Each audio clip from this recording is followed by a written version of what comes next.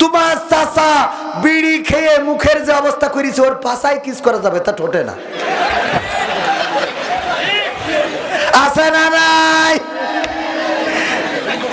ওর ঠোঁটের থেকে পাছা ভালো আছে, কারণ পাছায় তো তাও হেগে পানি দিয়ে সুইচে আসে, ঠিক কিনা?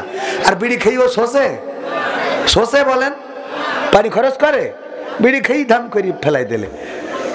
হাগলি তো তাও সুইচে কায়দা করি পরিষ্কার করি আসে।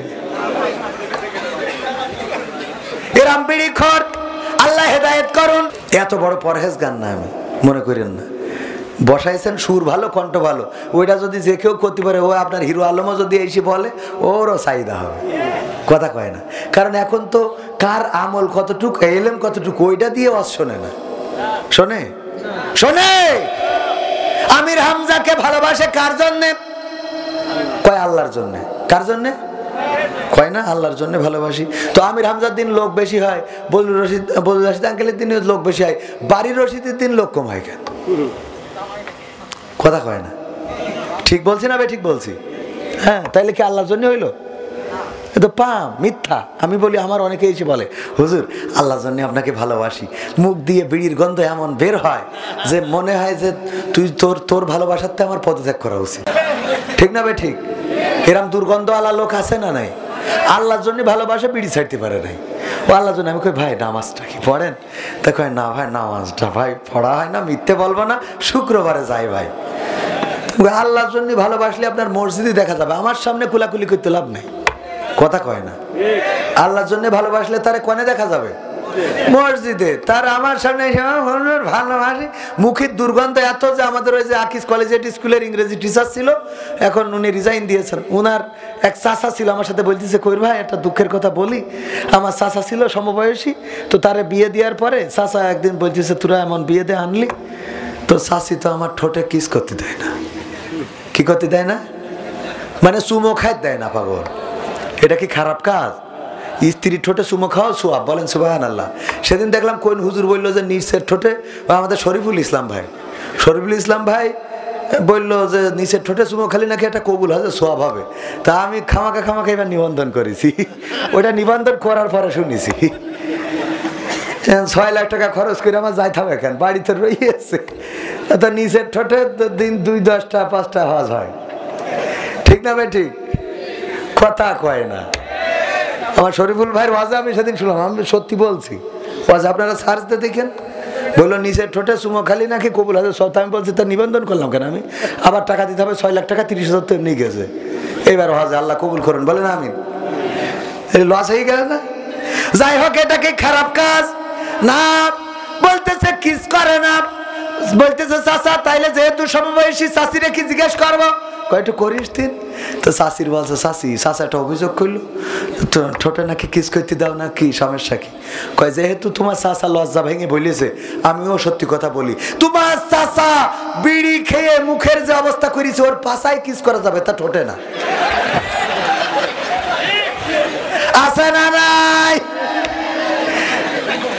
ওর ঠোঁটের থেকে পাছা ভালো আছে, কারণ পাছায় তো তাও হেগে পানি দিয়ে সুইচে আসে, ঠিক কিনা? আর বিড়ি খেয়ে ও শোষে বলেন, পানি খরচ করে, বিড়ি খেয়ে ধাম করি ফেলাই দিলে। হাগলি তো তাও সুইচে কায়দা করি পরিষ্কার করি আসে। এরাম বিড়ি খর আল্লাহ হেদায়েত করুন। আমরা যারা আছি আগামীতে বিড়ি খাবো না, কিরা হাত উঁচু করে। বিড়ি খাবেন না কারা? হ্যাঁ, এতগুলো লোক বিড়ি খান এখনো? হ্যাঁ, ও খান না, খাবেনও না, তাই তো? না আমি করলাম খান, আজকে তো নিয়ত করলেন, ছেড়ে দিলাম। স্টেজে প্রায়ই বলি, আজ এখানেও বলে দেখি, যদি জাল পাতলে মাছ তো বাইতেও পারে। হ্যাঁ, পানিতে কি মাছ দেখা যায়? তারপরেও যে মাছ ধরে সে জালটা পেতে রাখে, যে যাতে করে মাছ। এখানে এমন কেউ কি আছেন যে বিড়ি খান আর খাবেন না? হাত উঁচু করে দেখাতে পারবেন যে আমি হুজুর খাই আর খাবো না? ওই যে আমার একজন ভাই, নাম কি ভাইজান? বিড়ি খায় আর খাবে না। আচ্ছা, নাম আমি শুনতে না পাই। আর কেউ আছেন সাহস করে যে তওবা করেন আল্লাহর জন্য, আপনার স্ত্রীর জন্য? আমি তো বলি, এই স্ত্রীরা ঘর সংসার কিভাবে করবে আপনার সাথে শুয়ে? ও তো যে আপনার ঠোঁটের কাছে ঠোঁট তো দূরের কথা, আপনার মুখও ফিরেই তো শুতে পারে না, ঠিক না ভাই? ঠিক। কারণ ঘুমায় যখন ও তো মনে করে আল্লাহ তুমি আমার এর থেকে বড় শাস্তি দিতে, তাও ভালো ছিল, কি দিছ। শুধু তাই না, নামাজের মধ্যে আমার মন বলে যে যখন ইমাম সাহেব বলে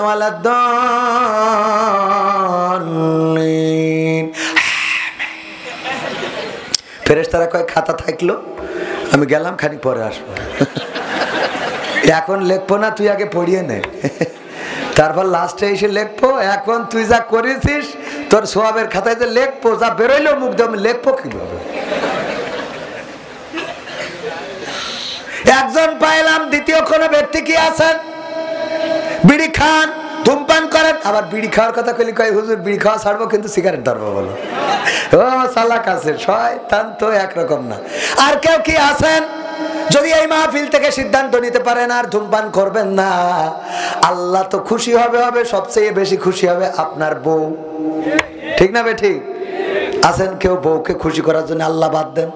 যদি বাদ দেন মানে আল্লাহর ওইভাবে না বাদ দেখে ইউটিউবার রাখবেন, কিভাবে বলে ফেলাইছে, আল্লাহ মাফ করুন, ওইভাবে না। আল্লাহর যদি নাও মানেন, অন্তত অনেক নাস্তিক আছে না যারা আল্লাহতে বিশ্বাস করেন, এরকম আছে না? তো যদি আল্লাহতে বিশ্বাস নাও থাকে, স্ত্রীকে খুশি রাখার জন্য হলো বিড়ি ছাড়তে একটু সিদ্ধান্ত কি নেওয়া যায়? আছেন কেউ? আর কেউ? যাক, একজন তাও পাইছি, এই একজনই হোক, একজন অন্তত ধূমপান করা ছেড়ে দিক। এটুকু আল্লাহ যদি পরকালে আমার ধরে যে আল্লাহ আমার যদি বলে আমল কই, আমাকে ওয়াজ করে টাকা নিলাম, ঠিকই হয়েছে, একজনের বিড়ি ছাড়াই দিলাম, আল্লাহ তুমি চাইলে মাফ করতে পারো। কথা কয় না? আল্লাহ যে দয়া, এই আমলই আল্লাহ চাইলে ক্ষমার নাজাতের ওসিলা করে দিতে পারে। আল্লাহ কবুল করুন, বলেন আমিন।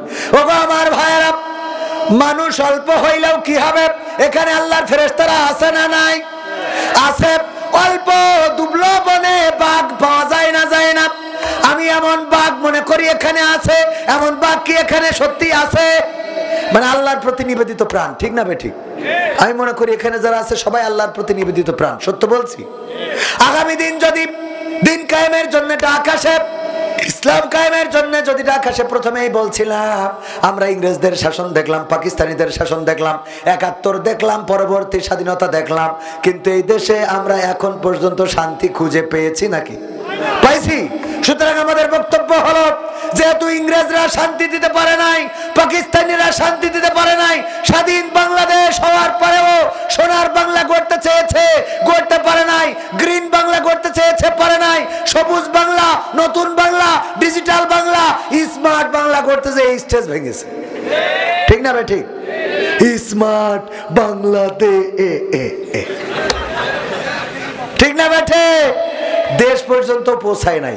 সবুজ বাংলা গড়বে, সোনার বাংলা গড়বে, নতুন বাংলা গড়বে, ডিজিটাল বাংলা গড়বে, স্মার্ট বাংলা গড়বে। আমরা আজ পর্যন্ত এত কিছু খালি শুনেছি, সেই ডিজিটাল বাংলায় শান্তি পাই নাই, স্মার্ট বাংলায় শান্তি পাই নাই, সোনার বাংলায় শান্তি পাই নাই, নতুন বাংলায় শান্তি পাই নাই, সবুজ বাংলায় শান্তি পাই নাই। আমাদের দাবি হলো আগামীর বাংলা হতে হবে আল কোরআনের বাংলা, ইসলামের বাংলা। বলেন ঠিক কিনা?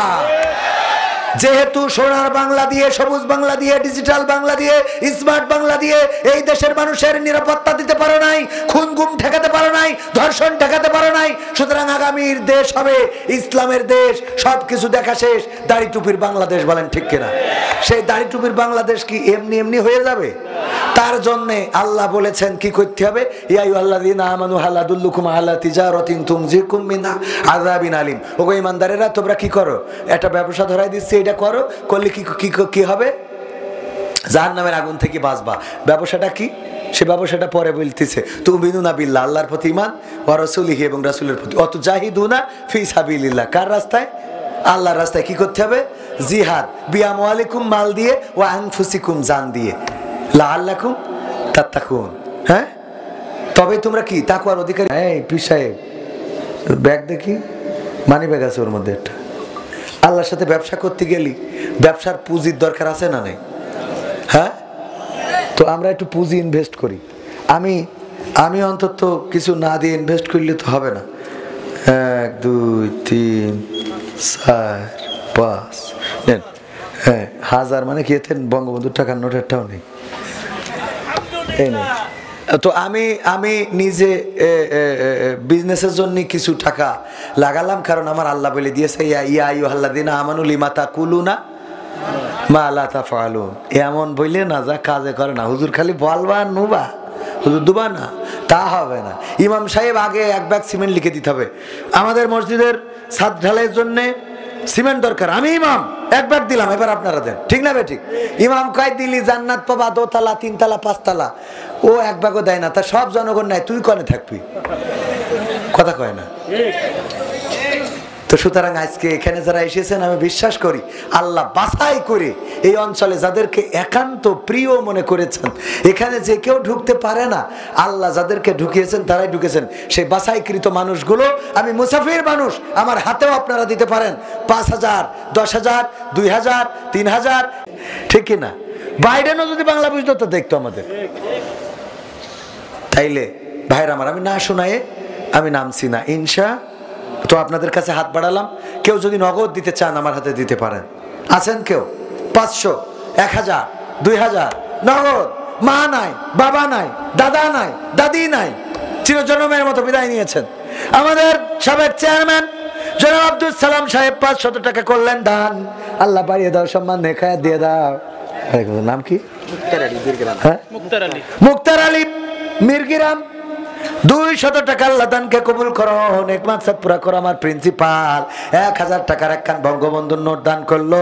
আল্লাহ দানকে কবুল করে নাও, নেক হায়াত দিয়ে দাও, মনের স্বপ্ন পুরা করে দাও। আপনজনদের কবুল করে নাও। আল্লাহ যারা পৃথিবী ছেড়ে বিদায় নিয়েছে, কবরগুলো জান্নাতের বাগান বানাও। কোন আল্লাহর বান্দা আছেন আমার হাতে দিয়ে যাবেন? 500, 1000, 2000, 3000 কোন আল্লাহর বান্দা আছেন আল্লাহর জমিনে আল্লাহর দিন কায়েম হোক, সেটা যদি চান একটু পকেটে হাত লাগান। ওগো আমার ভাইরা, আল্লাহ বলেছেন ইন্নাল্লাহ আশতারা মিনাল মুমিনিনা আনফুসাহুম ওয়া আমওয়ালাহুম বিআন্না লাহুমুল জান্নাহ। আমার আল্লাহ বললেন, তোমরা যে মাল দাও, যে জান দাও, ওই মাল এবং জানের বিনিময়ে আমি আমার জান্নাতটা তোমাদের কাছে বিক্রয় করে দিই। ওগো আমার ভাইরা, সেই জান্নাতটা যদি কিনতে হয় 500, 1000, 2000, 3000 কে দেবেন? আমার মা বোনদের প্যান্ডেলেও আমার ছাত্র বা স্বেচ্ছাসেবকদের যেতে বলবো। মা বোনদের প্যান্ডেল আছে না নাই? আছে। সেখানে আমার মা বোনেরা মাহরুম করবেন না। ওগো আমার ভাইয়েরা, টাকা চাইলে ফাঁকা করে দেন। টাকায় আমায় মানুষ চিনাইছে, ওরে টাকা, টাকায় আমায় মানুষ চিনাইছি, টাকায় আমায় মানুষ চিনাইছি, ওরে টাকা, টাকায় আমায় মানুষ চিনাইছি। এই টাকার জন্যে প্যান্ডেল দেখো ফাঁকা করেছে, টাকার জন্যে প্যান্ডেলটাকে ফাঁকা করেছে, টাকায় আমায় মানুষ চিনাইছি, ওরে টাকা, টাকায় আমায় মানুষ চিনাইছি। টাকার জন্য বিদেশে গিয়ে কষ্ট করিলাম, কত জনের কত কথা আমরা শুনিলাম, ভাইরে আমরা শুনিলাম। টাকার জন্য বিদেশে গিয়ে কষ্ট করিলাম, কত জনের কত কথা আমরা শুনিলাম, ভাইরে আমরা শুনিলাম। এই টাকার জন্য সোনার দেহ, এই টাকার জন্য সোনার দেহ নষ্ট হইতাছে, টাকায় আমায় মানুষ চিনাইছি, ওরে টাকা, টাকায় আমায় মানুষ চিনাইছি। ঠিক না ঠিক? দেখবেন আপন পর চেনা যায় টাকার সাথে সম্পর্ক করলে। বিপদে পড়েছেন, একটু টাকা চান, মানুষটা ভালো না মন্দ, টাকা ধার দেন। টাকা ধার দিয়ে পরীক্ষা করবেন লোকটা ভালো না মন্দ। টাকা ধার দিবেন, দেওয়ার পরে দেখবেন তার মা অসুস্থ, তার বউ ভাত খায় না, তার সন্তান স্কুলে যায় না, তার ফসল ভালো হয় না, তার এই হয় না, দোকানপাট চলে না, ব্যবসা চলে না। আর টাকা যতক্ষণ নেয় না ততক্ষণ ওর সব ভালো ছিল, ওর ব্যবসা ভালো ছিল, ওর অভাব নেই, ওর টাকা ব্যাংকে আছে, খালি আজকে ব্যাংক বন্ধ তাই তুলতে পারিনি, সেকে স্বাক্ষর করিল তাই একটু বেকাই গেছে। এই কথাগুলো বলে পাম দিয়ে টাকা নেওয়ার পরে এখন ওর বাড়ির সব সমস্যা দেখা দেয়। বলেন ঠিক কিনা? এই জন্য অনেকেই বুদ্ধি করে বলে, দোস্ত টাকা ধার চাইলে তো তোমার যেন বিপদ না হয়, এই জন্য টাকা ধার দেবো না। কেন? আমি তো বিপদে পড়েই টাকা চাইছি। কয় বিপদে পড়ি চাইছাও, তোমার টাকা ধার দিলে বিপদ আরো বেড়ে যাবে। তোর বাপ থাকবে হাসপাতালে, তোর মা থাকবে অনেক অন্য জায়গায়, তোর বউ অসুবিধে করবে, তোর সন্তান ঝামেলা করবে, তোর ফসল ছাগলে খাবে, তোর দোকান বন্ধ হয়ে যাবে, তোর ব্যাংকের টাকা উঠবে না, তোর ব্যাংক লক হয়ে যাবে, সব সমস্যা দেখা যাবে টাকা ধার দেওয়ার পরে। বলেন ঠিক কিনা? সুতরাং টাকাও ধার দেবো না, সমস্যাও বাড়াবো না। মনে থাকবে? আর কেউ টাকা দেওয়ার মতো আছেন? 500, 1000, 2000? একজন মানুষ এখানে স্টেজে মাত্র কয়েকজন হাতে দিলেন। এ থেকে এত বড় মাহফিল আয়োজন করার কোনো দরকার নেই টাকা খরচ করে। বড় বড় হুজুর কেন নিয়ে আসবেন? আপনি নিয়ে আসবেন ছোট হুজুর, ছোট করে একটা প্যান্ডেল বানায় আয়োজন করবেন, দেখবেন সেখানে খুব ভালো ভালো মানুষ আসবে, শ্রোতা আসবে। এখানে যারা এসেছেন ভালো মানুষ, আলহামদুলিল্লাহ। মানে আমি দুঃখ পাচ্ছি যে এই অঞ্চলে অন্তত আরও কিছু মানুষ এমন হওয়া দরকার ছিল যে হুজুর 5টা 1000 টাকা আমি দিলাম, 10টা 1000 টাকা, 5 ব্যাগ সিমেন্ট, ইট, রড, বালু, এরকম দেওয়ার মানসিকতা আমাদের তৈরি করার দরকার আছে না নাই? আমি অনেকেই মনে করতে পারেন হুজুর আপনিও তো ওয়াজ করে অনেক টাকা না হইলে আসেন না। আমি একটা মাদ্রাসা করেছি, ঠিকানা তানজিমুল কুরআন ক্যাডেট মাদ্রাসা। কি মাদ্রাসা? ঠিকানা তানজিমুল কুরআন ক্যাডেট মাদ্রাসা। এই মাদ্রাসাটা করেছি আমি আমার খরচে, ওয়াজ করা টাকায়। 180 জন এই বছর শুরু করেছি, 180 জন ছাত্রছাত্রী। আজ এখানে আসার আগ পর্যন্ত আমি মাদ্রাসায় ছিলাম। আবার যখনই ফিরে যাই, বাড়ি ঢুকার আগে আমি আগে আমার মাদ্রাসায় ঢুকি, আগে মাদ্রাসায় বাউন্ডারিতে ঘুরি, তারপরে যাই। আমার স্বপ্ন হলো, গতকালকেও আলোচনায় বলেছিলাম, অনেকেই আমাকে কমেডিয়ান বলেন, নাট্যকার বলেন, ভাদাম্মা বলেন, উপহাস করেন। আমি সব উপহাস হাসি মুখে নিয়েছি, কারণ আমি যা কষ্ট করেছি সেই কষ্টের বদৌলতে আমি একটা মাদ্রাসা দাঁড় করিয়েছি, যে মাদ্রাসাটা আল্লাহ আমার নাজাতের ওসিলা করে দিতে পারে।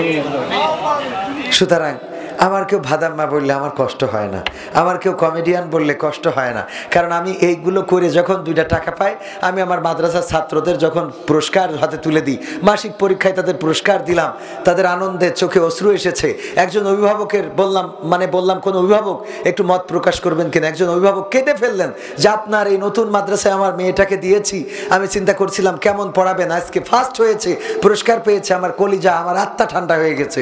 বাচ্চাগুলো যখন পাঞ্জাবি টুপি পরে আর মেয়েরা যখন হিজাব পরে 21-এর র্যালি করলাম, আমার বাজারে ঘুরলো, আমার বাজারের মানুষগুলো দাঁড়িয়ে দেখলো যে এই বাচ্চাগুলো যারা শার্ট প্যান্ট পরে বেড়ানোর কথা, তারা আজকে টুপি পাঞ্জাবি পরে কোরআনের হিজাব, মাদ্রাসায় পর্দার হিজাব পরে কোরআন বুকে নিয়ে তারা রাজপথে ঘুরছে।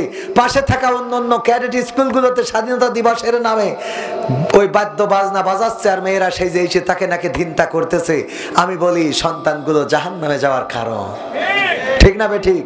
আল্লাহ বলেন ইয়া আইয়ুহাল্লাযীনা আমানু কু আনফুসাকুম ওয়া আহলিকুম নারা, ওগো ঈমানদারেরা তোমরা নিজের আগুন থেকে বাঁচো এবং সন্তানদেরকে বাঁচাও। আমাদের সন্তানগুলো টিকটক করে, ডিজে বাজায়, স্বাধীনতা দিবস, লাইলাতুল ভ্যালেন্টাইন, তারপরে যে উল্টো পাল্টা কাজ, পিকনিক করা, এ করা, তা করা, দুমদাম ধামাক্কা বাড়ি। বাধা দেন না। মাদ্রাসা, আমার মাদ্রাসা করতে যে হাজারো বাধা, তারপরেও আল্লাহর শুকরিয়া যে আলহামদুলিল্লাহ আমি এগুলো করেছি। এটা কেন বললাম? এটা বললাম এই জন্যে যে আমাদের কাজগুলোতে অনেকেই মনে করেন হ্যাঁ আমি ভিজিট করার জন্য বলবো, আমার চেয়ারম্যানকে বলবো আমার মাদ্রাসায় যে ভিজিট করেন। আমি এই বছর বাচ্চাদের বলেছি যারা পড়বে বই ফ্রি, পোশাক ফ্রি, তাদের পরীক্ষার খাতা ফ্রি, আমার বাচ্চারা পড়ুক, আমি তাদেরকে মানুষ করতে চাই, আমি আমার টাকা খরচ করে ওদেরকে মানুষ করে দিতে চাই। আল্লাহ কবুল করুন, বলেন আমিন। আমাদের মানসিকতা যদি এইগুলো করতে পারি, আল্লাহ এগুলো আমাদের নাজাতের ওসিলা করে দিবেন, বলেন আমিন। এই মাদ্রাসায় ছাত্র দেওয়ার দরকার আছে না নাই? শুধু ছাত্র দিবেন না, তদারকিও করবেন ওই ছাত্র ঠিক মতো নামাজ পড়ছে কিনা, নামাজ শিখছে কিনা, হুজুরা শিখাচ্ছেন কিনা, এই তদারকি করারও দায়িত্ব আপনাদের। মাদ্রাসায় দিয়ে মনে করেন যে মাদ্রাসায় একটা দিছি, ও 40 জন সুপারিশ করে জান্নাতে নিয়ে যাবে, ও তো নিজেই জাহান্নামে, তা তো সুপারিশ করবে কি?